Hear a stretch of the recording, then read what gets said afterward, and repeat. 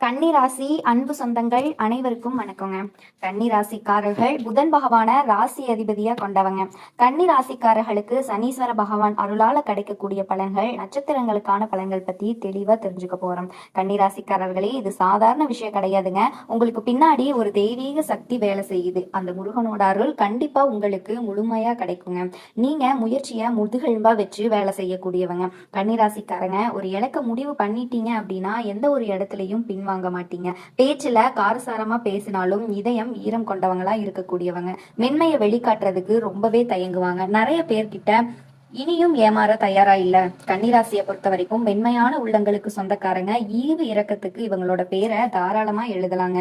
சனீஸ்வர பகவான் உங்களுக்கு 108 நாட்கள் வாய்ப்பு கொடுத்திருக்கிறாரு. அதிர்ஷ்ட புதியலுக்கான சாவியை உங்க கையில கொடுக்க போறாரு. உங்களை காப்பாத்த நினைக்கிறாரு சனீஸ்வர பகவான். இவரால இனி உங்க வாழ்க்கையில சுப பலன்கள் நிறைய கிடைக்க போகுதுங்க. அதிர்ஷ்டம் கிடைக்க போகுது. நிதி ரீதியாகவும் வணிக ரீதியாகவும் தொழில் ரீதியாகவும் நல்லா இருக்க போறீங்க. பணவரவு பல வழிகள்ல வந்து சேர போகுது. உங்களினுடைய ஆசைகள் கனவுகள் எல்லாமே நிறைவேற போகுதுங்க. ஆளுங்கட்சி கிட்ட இருந்து அரசியல்வாதிகளுக்கு ஆதரவுகள் கிடைக்க போகுது. எதிரிகள் உங்களுக்கு தீங்கு செய்ய நினைச்சா கூட செய்ய முடியாதுங்க. வருமானத்தை அதிகமா சேர்த்துக்க போறீங்க. சொத்து சேர்க்கறதுக்கு வாய்ப்பு இருக்கு. உயர் அதிகாரிகள் கிட்ட உதவி கிடைக்க போகுது. குழந்தைகளினுடைய ஆரோக்கியம் மேம்பட போகுது. அரசாங்க உத்தியோகம் நிச்சயமா உங்களுக்கு கிடைக்க போகுதுங்க. தொழில் ரீதியா நல்ல வெற்றியை பார்க்க போறீங்க. ஆரோக்கியத்துல இருந்த குறைகளை நீக்கி வைக்க போறாருங்க. சனி பகவான் குடும்ப அந்தரங்க விஷயங்களை வெளியே சொல்லாம பாத்துக்கோங்க. வாழ்க்கை துணையுடைய ஆரோக்கியத்துல கவனம் வச்சுக்கோங்க. கூட பிறந்தவங்களுக்காக செலவு பண்ணலாம் அப்படிங்கிறதுக்காக நீங்க கடன் வாங்கி செலவு பண்ண வேண்டாங்க. சிக்கல்கள் எல்லாமே நிறைய வர்றதுக்கு வாய்ப்புகள் இருக்கு. பிள்ளைகள் உங்களுக்கு பெருமையை தேடி தர போறாங்க. தன விருப்தி கொடுக்க போறாங்க. சனி பகவான் ஆடம்பர செலவு மட்டும் தயவு செஞ்சு பண்ணிடாதீங்க. சொந்த வாகனங்கள்ல இரவு நேரத்துல பயணம் பண்ணும்போது முடிஞ்ச அளவுக்கு அதை தவிர்க்க பாருங்க. அரசாங்க வழியில அலட்சியம் வேண்டாங்க. இல்லத்தரசிகளை பொறுத்த வரைக்கும் உடல் நலன்களை கவனமா வச்சுக்கோங்க. வீடு பராமரிப்பு செலவு கொஞ்சம் அதிகமா இருக்கதாங்க செய்யும். கையிருப்பும் கொஞ்சம் பார்த்து பண்ணுங்க. தந்தையாரினுடைய உடல் ஆரோக்கியத்துல கவனம் வச்சுக்கோங்க.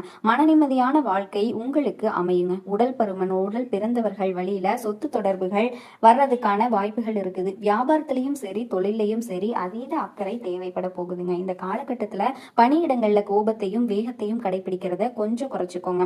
பொறுப்பா நிதானமா எச்சரிக்கையா இருக்கிறது உங்களுடைய வாழ்க்கைக்கு ரொம்பவும் நல்லதுங்க. உங்களை பொறுத்த வரைக்கும் நல்லது மட்டும்தான் நடக்குங்க. இனி வரக்கூடிய காலகட்டத்துல கெட்டதுங்கிற பேச்சுக்கெல்லாம் ஒரு துளி கூட இடம் கிடையாது. சங்கடங்கள் விலக போகுது. முயற்சிகள் வெற்றி கிடைக்க போகுது. உங்களுடைய வாழ்க்கையில இருந்த பிரச்சனைகளுக்கு தீர்வு கிடைக்க போகுது. உடல்ல இந்த பாதிப்புகள் எல்லாமே விலக போகுது. சுறுசுறுப்பா செயல்பட்டு நினைச்சதை சாதிச்சு கொள்ளக்கூடிய நேரமா உங்களுக்கு இந்த நேரம் அமைஞ்சிருக்குதுங்க. பணவரவு அதிகரிக்க போகுது. தொழில தடைகள் வளர போகுதுங்க.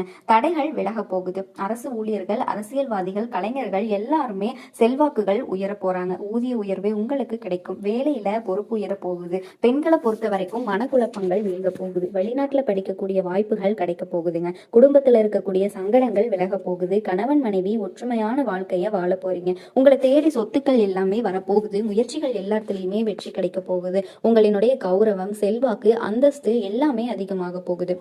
பட்டம் பதவி எல்லாமே தேடி வரப்போகுது. பொருளாதார நிலையில உயர்வு. குடும்பத்துல சுபகாரியங்கள் நடக்க போகுது. வருமானத்துல தடைகள் அனைத்தும் முற்றுப்புள்ளி வரப்போகுதுங்க. உங்க வாழ்க்கையில் இருந்த எல்லா பிரச்சனைகளுக்கும் தீர்வு கிடைக்க போகுது. கடந்த காலகட்டங்கள்ல சங்கடங்கள் எல்லாமே விலக ஆரம்பிக்குது. அரசாங்க துறையிலேயோ தனியார் துறையிலேயோ உங்களுக்கான செல்வாக்கு உயரப்போகுது.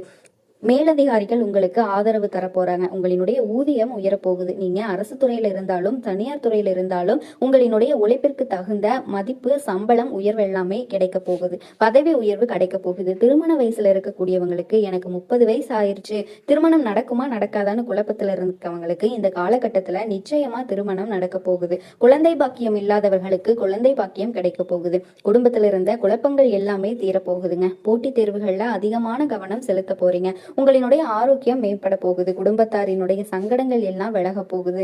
உங்களினுடைய கனவுகள் எல்லாமே நிறைவேற போகுது. உங்க வாழ்க்கையில இருந்த எல்லா பிரச்சனைகளுக்கும் முற்றுப்புள்ளி வந்துருச்சுங்க. பகைவர்களை வீழ்த்தக்கூடிய வலிமையும் பணவரவும் நீங்க நினைச்சபடி உங்க கையில கிடைக்க போகுது. பூர்வீக சொத்துக்கள் இருந்த பிரச்சனைகளுக்கு தீர்வு கிடைக்க போகுதுங்க. உங்களுக்கு வர வேண்டிய பூர்வீக சொத்து உங்க கையில வந்து சேர போகுது. பிள்ளைகளால உங்களுக்கு இருக்கக்கூடிய சங்கடங்கள் விலகி பணவரவு கிடைக்க போகுது. தொழில் உத்தியோகத்துல முன்னேற்றம் ஏற்பட போகுது. தொழில இருந்த போட்டிகள் குறைய போகுது. குடும்பத்துல மகிழ்ச்சி அதிகரிக்க போகுதுங்க. புதுசா வீடு கட்ட குடியேற போறீங்க. அரசியல்ல செல்வாக்கு உயர போகுது. புதிய பதவிகள் பொறுப்புகள் உங்களை தேடி வரப்போகுது. பணம் பதவி பட்டம் செல்வாக்குன்னு எல்லாமே உங்களுக்கு கிடைக்க போகுது. தெய்வீக சிந்தனை அதிகமாக போகுதுங்க. தைரியமா செயல்பட்டு வருமானத்தை அதிகரிக்க போறீங்க. புதிய முதலீடு கிடைக்க போகுது. உங்களினுடைய எண்ணங்கள் நிறைவேற போகுது. உங்களினுடைய உடைமைகளுக்கு மதிப்பு கிடைக்க போகுதுங்க. ஊதிய உயர்வு கிடைக்க போகுது. குடும்பத்துல பொறுப்பு அதிகமாக போகுதுங்க. குழந்தைகளினுடைய அருள் உங்களுக்கு கிடைக்க போகுது. உடல் ஆரோக்கியம் சீராக போகுது. உங்க வாழ்க்கை துணை உங்களுக்கு ஆலோசனை கொடுப்பாங்க. சாமர்த்தியமா செயல்பட்டு வாழ்க்கையில நீங்க முன்னேறுவீங்க. திருமணத்துல நல்லது நடக்கும். வேலையில நல்லது நடக்கும். குடும்பத்துல சந்தோஷம் நிலைச்சிருக்குங்க.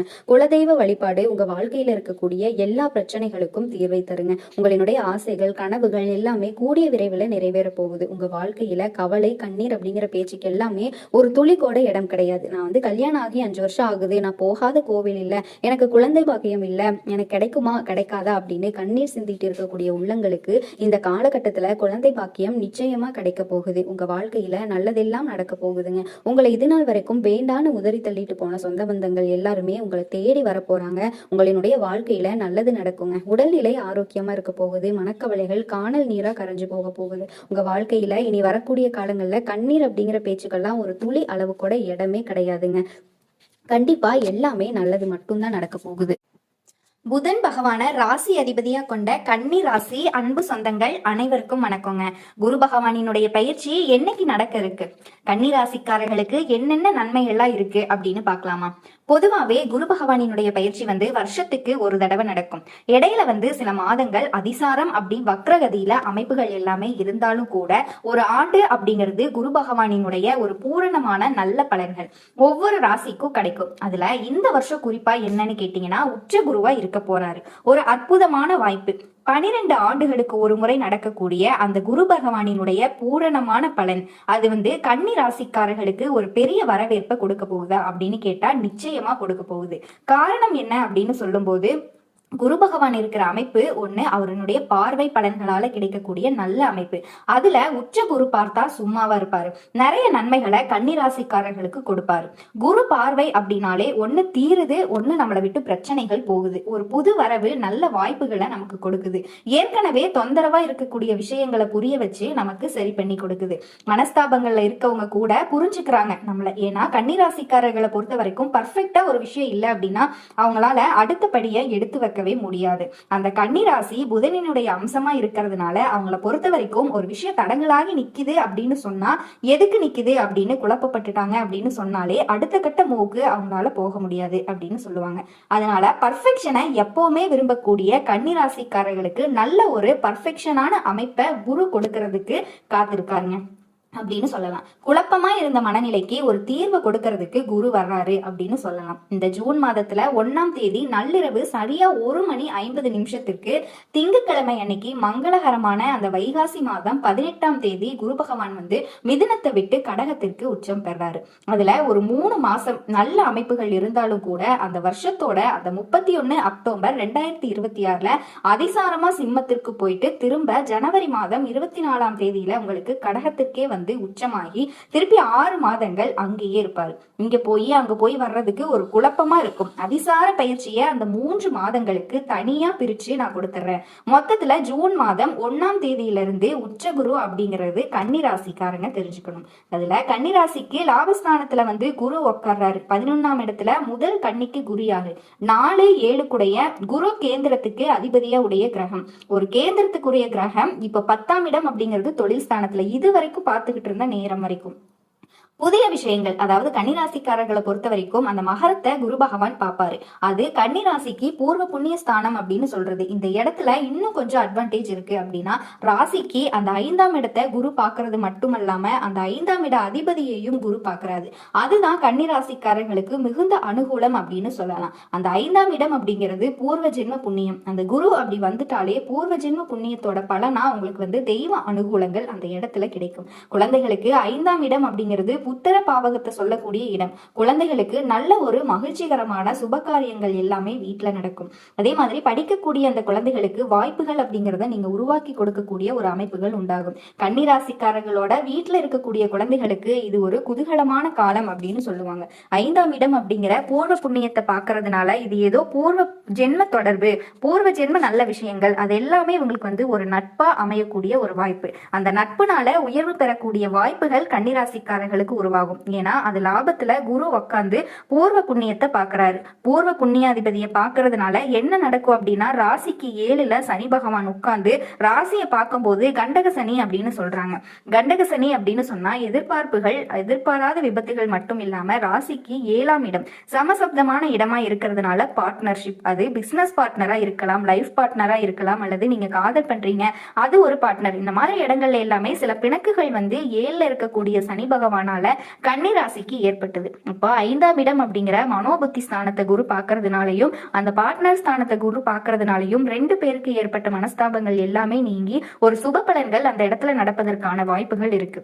அதே மாதிரி அந்த சுப பலனை எப்படி எடுத்துக்கலாம் அப்படின்னா, ராசிக்கு 2, 5, 7, 9, 11ல குரு வரும்போது வீட்டுல கல்யாணம் நடக்கும்.